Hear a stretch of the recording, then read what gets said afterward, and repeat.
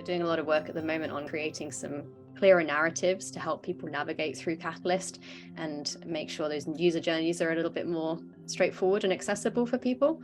But I think that's been one of my biggest learnings, is that balance of working in this really responsive, emergent way, making that also open for more people to be able to participate and understand it.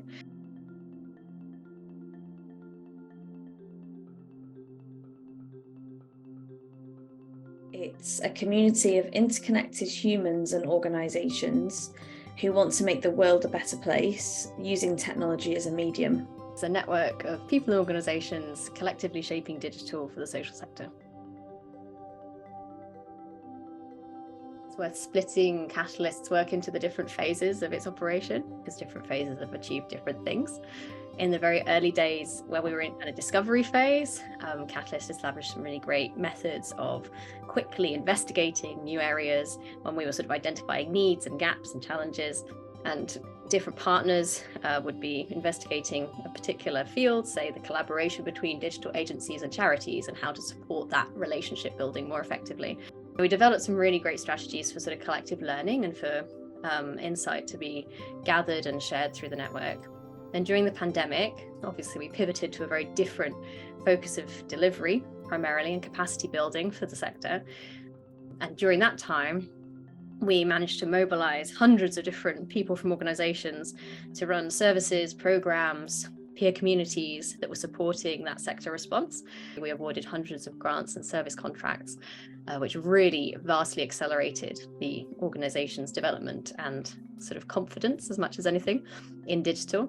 The big shift that we've seen through the course of specifically the last 3 years, I think, in a mindset across the sector around open working, which is related again to this, like how we collaborate more effectively together, how we become more open in our ways of being. And we've got around 750 assets that were shared by charities in the pandemic response, which are open and sort of usable by anybody. And we've got a Medium full of published week notes and blogs by loads of different organizations.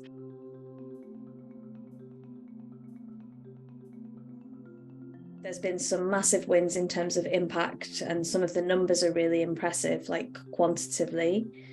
But I would like to hope that a lot of the initiative leads would have noticed the cultural shift, actually, and the values that we've been trying to embed, and different ways of working, and the how.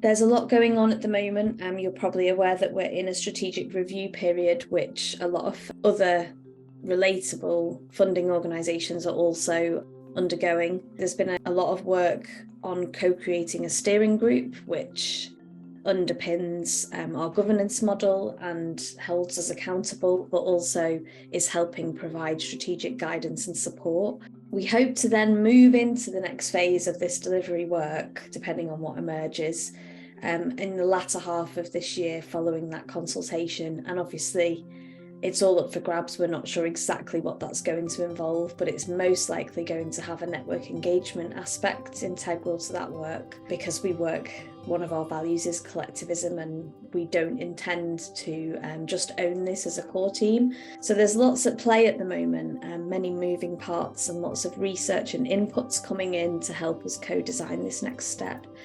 And finally, we intend to continue to centre our values, inclusion, participatory approaches within the new model. They are definitely here to stay, no matter what the focus ends up being, as those elements we see them as core and central to the work.